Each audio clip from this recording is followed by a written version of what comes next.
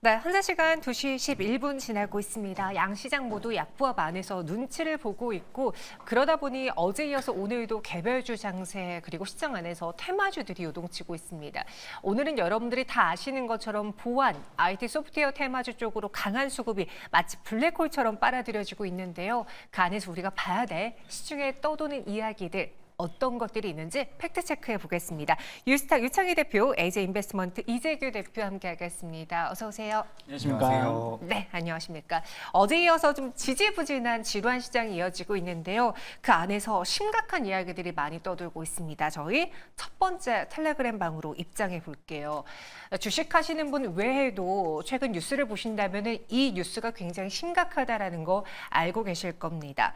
딥페이크 피해 학교만 100곳이 이상이라고요. 처음에는 인터넷상에서 이런 딥페이크 관련해서 SNS에 문제가 되고 있다라는 게 거론됐다가 하나 둘씩 그 목록에 놓여 있는 학교들 그리고 집단들이 늘어나고 있습니다.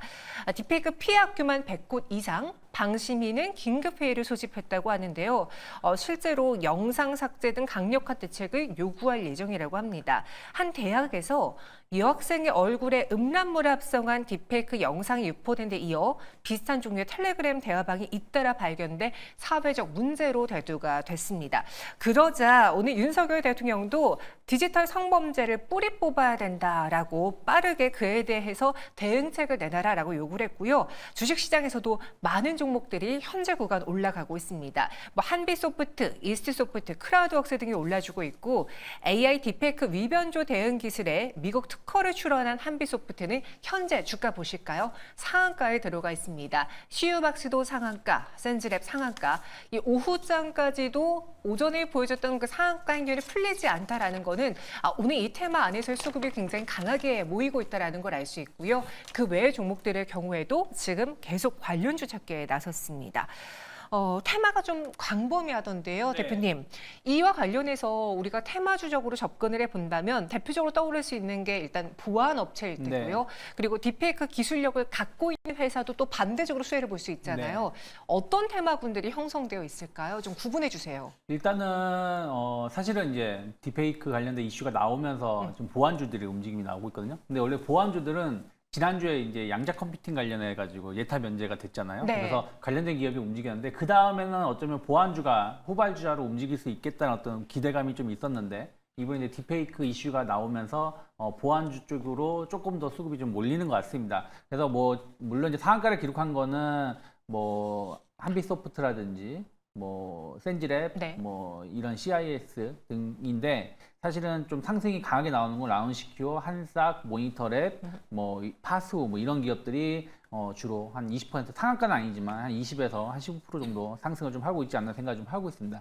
특히 이제 연초에 사실은 딥페이크 관련된 이슈가 좀 있었어요. 무슨 네. 얘기냐면 약간 그때 이제 AI, 챗 GPT, 특히 이제 AI 소라 서비스 이런 걸 나오면서 약간 딥페이크가 문제가 될 수 있다고 하면서 특히 이제 올해 선거들이 많았잖아요. 우리나라도 맞습니다. 국회의원 선거가 있고 미국도 대선이 있고 뭐 대만이라든지 이런 데도 선거가 있다 보니까 이 주요 국가에서 이 선거 중에 딥페이크를 활용한 영상을 공유하지 못하도록 법적으로 제도화한 나라가 많이 있습니다. 우리나라도 대표적이고 미국이나 유럽도 그걸 도입을 했거든요. 그래서 그때 이미 딥페이크 관련해 가지고 한비소프트라든지 뭐 크라우드웍스 뭐 이런 기업들이 좀 움직임이 좀 나왔었고 오늘 같은 경우는 그래서 그들 기업들이 또 강한 상승을 좀 보여주고 있습니다. 그래서 보안주 그리고 AI 관련해서 딥페이크 관련돼서 뭐 워터마크인가요? 뭐 그런 부분이라든지 이 영상은 딥페이크가 포함된 영상입니다라는 것을 안내해주는 혹은 그걸 걸러낼 수 있는 서비스를 하는 기업들이 AI 소프트웨어 쪽으로 해서 또 움직임이 나오고 있고 네. 또 보안 쪽으로 해서 또 상승이 나오고 있지 않나 생각하고 있습니다. 그럼 오늘 오후까지도 이 상한가가 풀리지 않고 있다라는 거는 그만큼 시장에서 이 사안을 심각하게 봐서일까요? 아니면 오늘 전반적으로 시장 안에서 뭐 매도가 활발하게 이루어지지 않다 보니까 테마성으로 자금이 몰리는 거라고 보십니까? 일단은 이게 다른 테마하고 다른 점은 네. 예를 들어서 뭐 대한고려 프로젝트라든지 뭐 이런 거는 어떤 이슈가 계속해서 스케줄표로 봐야 되는 부분들이 좀 있는 거고 그리고 또 양자 컴퓨팅이라든지 뭐 또 어저께 액션 냉각 이런 것도 사실은 당장 뭔가를 할 수 있는 부분들은 없지 않습니까?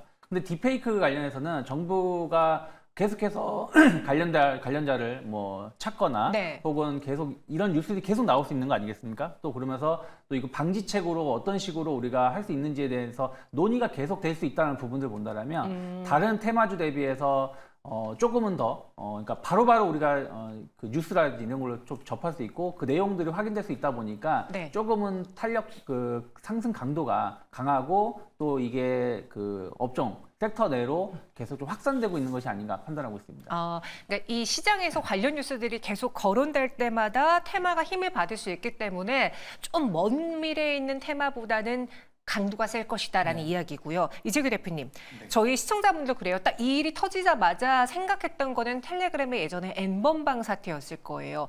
당시에도 이에 대한 심각성에 대한 이야기가 많이 나오면서 보안주들이 움직였었거든요. 네. 과거 사례와 비교해 본다면 당시에도 심각했잖아요. 그죠. 그때도 관련자들이 대거 이제 뭐 처벌을 받았고요. 그때 움직였던 테마주들이 고스란히 이번에도 좀 반복되고 있나요? 종목이 좀 달라진 것 같긴 합니다. 그래요? 근데 이제 당시에 부각이 됐었던 종목들 중에서 이제 플랜티넷 같은 기업들이 있는데 당시에 단기적으로 100% 넘게 주가가 올라갔었던 전력이 있습니다. 그래서 오늘도 이제 플랜티넷 같은 경우는 주가 흐름이 잘 나오고 있는데 지금 이제 관련돼서 종목군들 어떻게 보면 약간의 테마성을 가지고 변동성을 보이는 이 종목군들 같은 경우는 지금 제가 좀 살펴봤는데 CU박스라든지 한빛소프트 그리고 센즈랩 같은 기업들 오늘 굉장히 강한 모습을 보이고 있는 기업들 같은 경우는 네.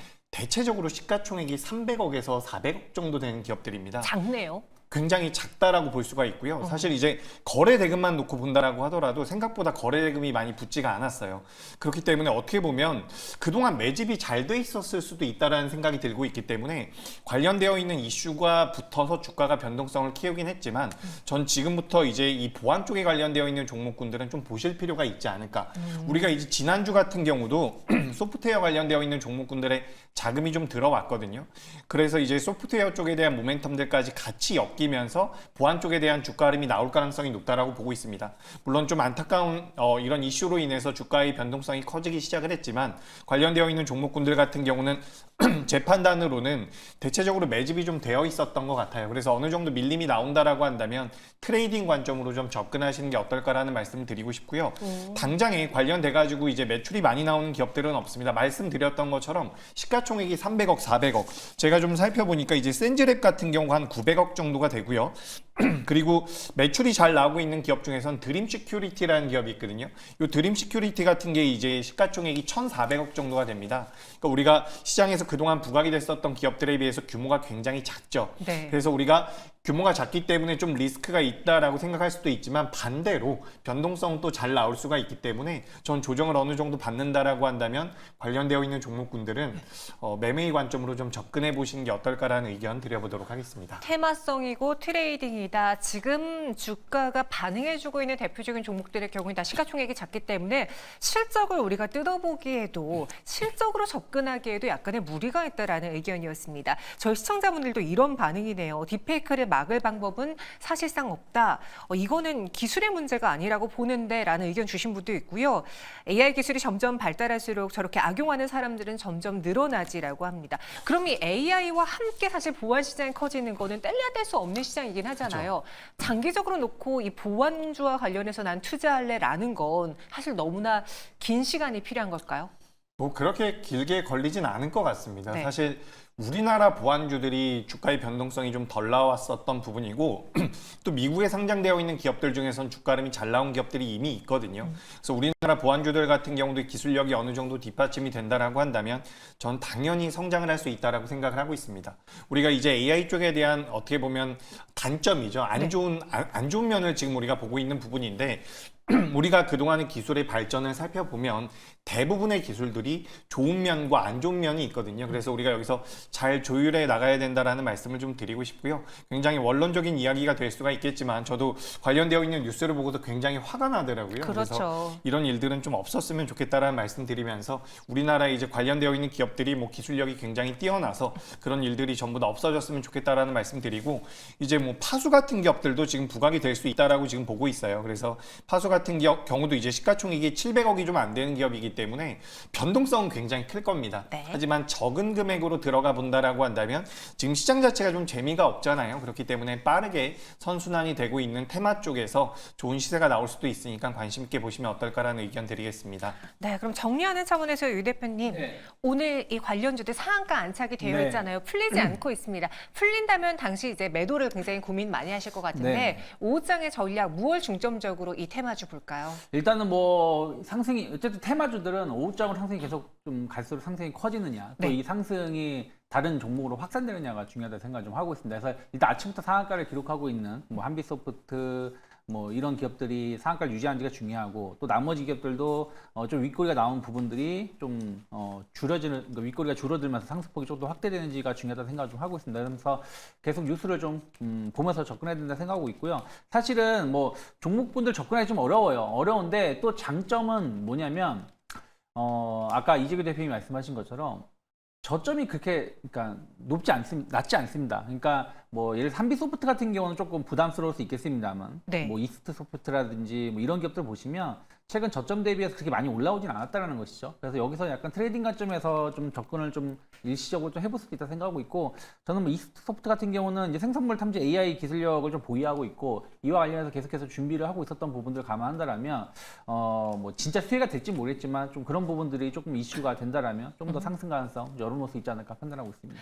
네, 알겠습니다. 오늘 그로 인해서 뭐 플랜티넷 또 거론됐어요. 다시 텔레그램 방으로 오면요. 당시 플랜티넷의 경우에는 N번방 재발 방지 기술 공동 개발 사업이 부각되면서 지난 N번방 관련해서 테마주로도 거론됐고 요번에도 다시 한번 재부각받으면서 상승세를 보여주고 있고요. 또 오늘 한 텔레그램 방에서는 딥페이크 유일한 대안 디지털 트윈이다라고 해서 이노뎁이 거론되기도 했습니다. 상승 이유를 이렇게 분석한 특징주들이 오늘 시장에서 많이 언급됐다라는 점 참고해 보시기 바랄게요. 이번엔 또 다른 뉴스가 있죠. GL 리서치 텔레그램 방으로 들어가 보겠습니다. 바로 SK이노베이션과 SKENS의 합병한 주총이 통과됐습니다. 찬성률이 85.7%를 기록했는데요. 이로 인해서 연매출 88조 원, 자산 100조 원이 넘는 초대형 에너지 기업이 탄생하게 되었습니다.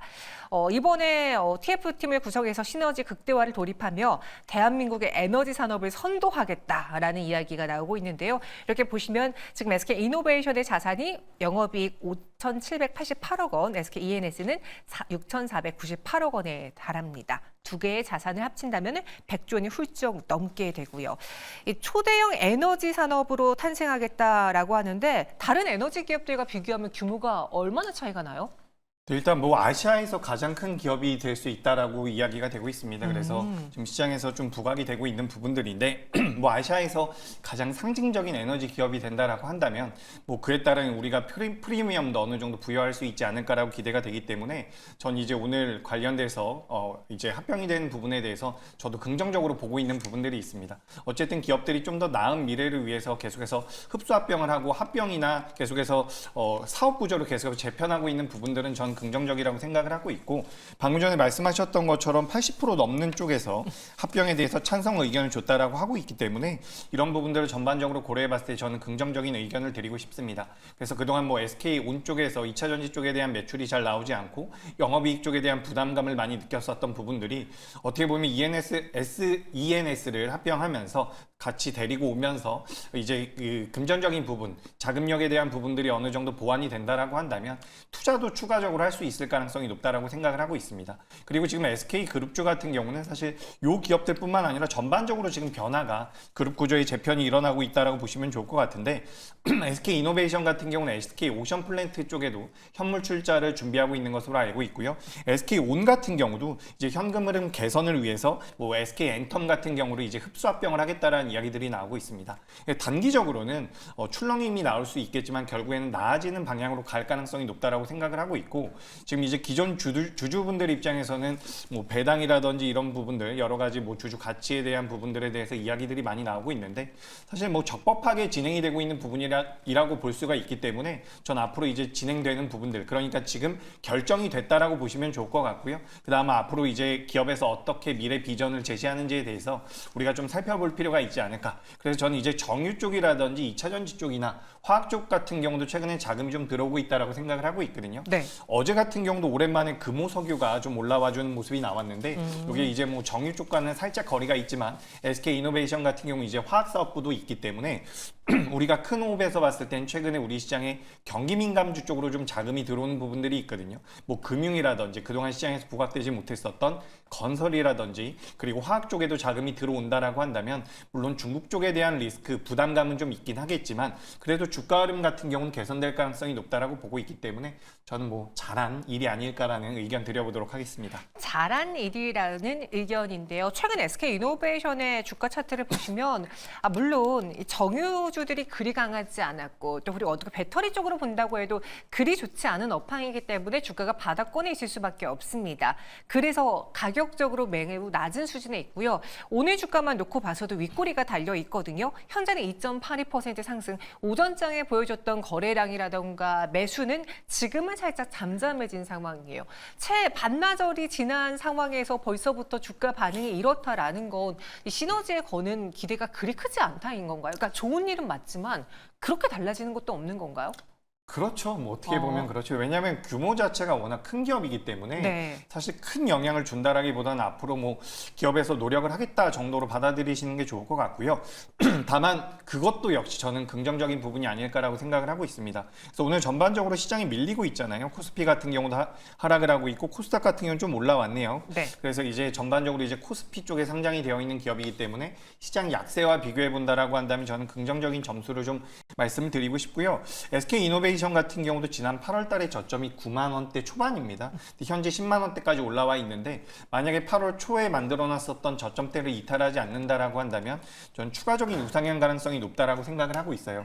그래서 어쨌든 효율적으로 기업을 운영하기 위해서 나오고 있는 부분이고 배당금 같은 경우는 바뀌지 않는 것으로 알고 있거든요. 그래서 주주들이 그러니까 대주주들이 자기들의 이득을 위해서 지금 합병을 진행하고 있는 것은 아니라는 그런 내용들도 좀 있기 때문에 그 부분들을 좀 참고하시면 어떨까 의견 드리겠습니다. 유창희 대표님도 동의하세요? 제한적인 그냥 시너지 효과다? 그렇죠. 뭐 이게 두 분 다 오늘 목이 많이 안 좋으신가 봐요. 말을 계속 해야 되는데. 네. 네, 그러니까 무슨 얘기냐면 이게 뭐 어떤 별도 회사를 인수하는 게 아니라 사업을 잘하고 있는 기업끼리 합치는 거 아니겠습니까? 그리고 이제 에너지 기업들끼리 합병을 한다는 부분들이기 때문에 조금 이제 시너지 효과를 좀 낼 수 있는 부분들은 좀 효율화, 이제 그 내부적으로 좀 그 사업 구조 개편이 되면서 네. 좀 효율성이 좀 높아질 수 있다 생각을 좀 하고 있고요. 다만 좀 이제 긍정적으로 볼 수 있는 부분들은 아까 말씀하신 것처럼 배터리 관련된 투자를 좀 안정적으로 할 수 있다는 거죠. 그러니까 SK 이노베이션만 가지고 투자를 하기에는 계속 적자가 나고 있는 부분들이 좀 있기 때문에 맞아요. 부담스러웠는데 SK ENC랑 합병을 하면서 그 투자할 수 있는 재원을 마련할 수 있다는 부분은 긍정적이죠. 뭐 비슷한 사례로 본다라면 두산 로보틱스가 두산 바켓을 데려가려는 한 이유는 결국엔 로봇 시장에 돈이 계속 들어갈 수밖에 없는 부분들에 대한 어떤 그 고민을 해결할 수 있는 거 아니겠습니까? 그래서 그 부분을 좀 좋게 볼 수 있고 또 하나는 어쨌든 이제 해리스 후보가 만약에 대통령이 된다면 네. 신재생 에너지 쪽이 좀 더 부각받을 수 있다 생각을 그렇죠. 하고 있어요. 그렇게 된다면 또 이제 지금은 약간 큰 뭐 이슈는 없겠지만 앞으로의 어떤 미국 대선 결과에 따라서 또 주목도가 또 달라질 수도 있지 않을까 판단하고 있습니다. 계속 들고 가볼까요? 저는 일단 지금 위치에서는 좀 들고 가도 나쁘진 않다 판단을 좀 하고 있습니다. 네, 알겠습니다. 오늘의 상승이 그리 강하진 않습니다. 하지만 긍정적인 방안은 맞다라는 점 염두에 두시고요. 저희는 홀딩해 보겠습니다. 이어서 버프방으로 한번 들어가 볼까요? 최근에 이 텔레그램에서 굉장히 많이 거론되는 기업 중에 하나가 이 보로노이입니다. 물론 제약바이오가 워낙 강하기 때문에 관심권이 많아질 수 있지만 보로노이에 대한 기사, 리포트 또 언급들이 많다라는 거 저희 한번 팩트 체크해 보도록 하죠. 이번에 미국 바이오텍과 33억 원 규모의 기술 이전 옵션 계약을 체결했습니다. 안비아의 보통주 250만 주를 계약금으로 받는데요. 이 250만 주의 가치가 약 33억 5천만 원 규모라고 합니다. 이에 관련해서 엄민용 애널리스트가 최근에 작성한 보로노이의 리포트를 보면 이 안비아가 자산 규모가 145억 달러에 달하는 헬스케어 전문 VC 벤처 캐피탈이 설립한 바이오텍이므로 보로노이의 약물 설계 능력을 글로벌 VC로부터 인정받은 첫 사례가 될 것이다라고 합니다. 더불어서 이 초기 임상 결과만으로도 검증된 것 아닌가라면서 추후의 협업이라든가 그에 따른 추가 기술 이전에 대한 기대감을 가져볼 수 있을 것이다라고 하네요. 보로노이 주가 보시죠. 오늘 장에도 빨간불을 켜내고 있습니다. 현재 구간의 주가 흐름 보시면 5.39% 강세고요. 오늘보다 최근의 주가 우상향하는 모습, 또 제약바이오주의 그 훈풍 안에서 같이 동참하는 모습이 보여지고 있습니다. 물론 다른 제약바이오주들이 신고가 랠리를 보여준 것과 비교하면 좀 아쉬울 수 있는데 이 기술 이전 옵션 계약 체결, 옵션이 왜 붙는 거예요? 그러니까 이게 지금 모든 거는 이제 기술 이전을 했을 때 이게 이제 효과가 있다 그러면 추가적으로 이제 로열티나 이런 걸 받을 수 있는 것들이 좀 있죠. 네. 특히 이번에 이제 계약을 맺은 거는 좀 특이하게 원래 돈을 받는데 그게 아니라 주식을 받은 거잖아요. 250만 주. 근데 뭐 그렇게 비싸진 않은 것 같아요. 250만 주도 33억 정도밖에 안 하는 거 보면은. 근데 어찌되었든 약간 주식을 받는다는 얘기는 무슨 뜻이냐면 서로 협업을 하겠다는 거죠. 같이 가자라는 그렇죠. 같이 거네요. 가는 개념으로 볼 수 있다는 거죠. 그러니까 어쨌든 보로노이는 지금 당장 자금이 급한 편은 아니에요. 왜냐면 이미 작년 9월 달에 대규모 유상 증자를 한번 했었기 때문에 그 현금을 갖고 있는 상황에서 연구 개발비가 중요한 게 아니라 좀 안정적인 파트너를 맺을 수 있는 기업이 좀 필요했었다고 생각하고 있어요. 그래서 최근에 보로노이 나온 뉴스 보면은 이번에 임상 관련된 후보 물질이 미국 FDA 임상 준비했다가도 자진 취소하지 않았습니까? 네. 그런데도 주가가 크게 빠지지 않았어요. 그 기대감은 올라갔던데도 주가 악재가 나왔는데도 안 빠지고 버텨주고 있었던 부분들은 이러한 부분들이 좀 있었기 때문에 주가가 버텼던 것이 아닌가 판단을 좀 하고 있고 어쨌든 최근에 유한양의 이슈로 인해서 폐암 치료제 관련돼서 어떤 기대감들이 있다 보니까 조금은 더 긍정적으로 좀 반응을 하고 있다. 다만 이거의 그렇다고 해서 이 약물이 뭐 엄청나게 지금 성공 가능성이 높다 이렇게 판단하기에는 네. 아직은 좀 섣부를 수도 있다 판단하고 있습니다. 보로노이 텔레그램방에서 언급이 많습니다. 많은 분들이 이제 제2의 알테오젠, 뭐 제2의 유한양행을 찾으면서 검색하다 보로노이가 부각을 받고 있는 것 같거든요. BRN 공사는 경구용으로 개발하고 있는 자가 면역 표적 치료제라고 합니다. 최근의 이슈 보로노이에 대한 관심 우리 대표님은 어떻게 보시는지요? 투자 의견으로도 한번 접근해 볼까요? 네, 보로노이 같은 네. 경우는 원래부터 시장에서 관심이 좀 있었습니다. 오. 그래서 이제 관심이 많은 분들 같은 경우 보로노이 같은 경우 이제 약물 설계 쪽에 대한 기술력을 굉장히 높이 이렇게 시장에서 평가를 하고 있었던 부분인데 그런 내용들이 이번에 안비아와 이제 계약과 관련되면서 시장에서 좀 부각이 되고 있는 게 아닌가. 라고 말씀드리고 싶습니다. 그래서 지금 이 보로노이에 대해서는 실체가 있느냐 없느냐 말들이 많이 있지만 제가 알기로는 이 안비아라는 기업의 자산 규모가 20조 가까이 되는 기업입니다. 그러니까 규모가 굉장히 있는 기업이죠. 네. 물론 우리나라 기업으로 쳤을 때 규모가 있는 기업이라고 볼 수가 있는데 이런 기업이 이제 옵션 계약을 체결했다라는 것은 추후에 선택적 독점권을 가질 수 있는 부분들이 있기 때문에 어떻게 보면 보로노이의 기술력을 인정하는 부분이 저는 있다라고 생각을 하고 있습니다. 그러니까 보로노이라는 기업이 우리나라 기업뿐만 아니라 미국의 기업에서도 경쟁력을 어느 정도 입증받은 부분이기 때문에 저는 긍정적인 흐름이 좀 더 이어질 수 있지 않을까라고 생각을 하는데 네. 이 기업이 일단 재무는 좋지가 않습니다. 하지만 최근에 이제 뭐 관련돼서 이제 바이오테크 기업들 리가켄 바이오 같은 경우도 제가 여러 차례 말씀드렸는데 이 기업도 이제 재무가 그렇게 좋지는 않거든요. 그래서 보로노이 같은 경우도 일단은 저는 접근은 가능한데 네. 비중이 많이 들어가서는 좀 안 될 것 같습니다. 그래서 지금 제가 따져보니까 2분기 때 재무상으로 현금성 비중이 현금성 자산이 약 600억 정도가 있어요. 그래서 아까 전에 유창희 대표님께서 말씀하신 것처럼 자금에 대한 리스크는 좀 없지 않을까. 그러니까 갑자기 유상증자를 한다든지 이런 리스크는 좀 제한적이지 않을까라고 보는데 그럼에도 불구하고 저는 비중 조절은 좀 필요하지 않을까. 이렇게 의견 드리면서 저는 긍정적인 의견 드리겠습니다. 근데 제2의 알테오젠 뭐 이렇게 찾잖아요. 현재 알테오젠이요 4% 넘게 5% 넘게 상승세를 보여주면서 또 한 번 신고가를 경신했습니다. 장중에 33만 1,000원 선까지도 올라왔어요. 1,500원까지 기록했거든요.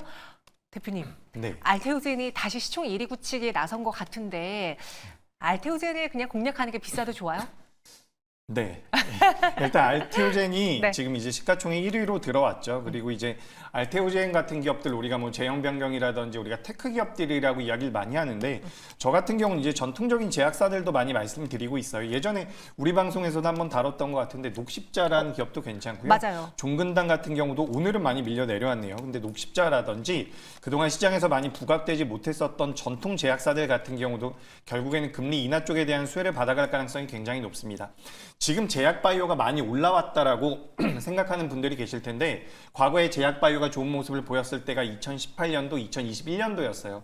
당시 의약품 지수라든지 제약 지수를 본다라고 한다면 사실 지금 우리나라 제약바이오 기업들이 올라온 것은 어떻게 보면 추가 상승의 여력이 충분히 남아있다라는 말씀을 드리고 싶습니다. 그래서 주가가 너무 많이 올라와서 좀 부담이 된다라고 한다면 좀 후발주자의 느낌까지 이제는 생기고 있는 셀테리온 같은 경우도 전 추가 상승의 가능성이 있다라고 보니까 네. 이런 기업들 제약바이오는 저는 계속적으로 긍정적인 코멘트 드리도록 하겠습니다. 네, 증권시장에서 떠도는 이야기들 또 투자자분들이 궁금해하는 이야기들에 대한 팩트체크 두 분과 함께 이야기 나눠봤습니다. 자세한 설명 고맙습니다.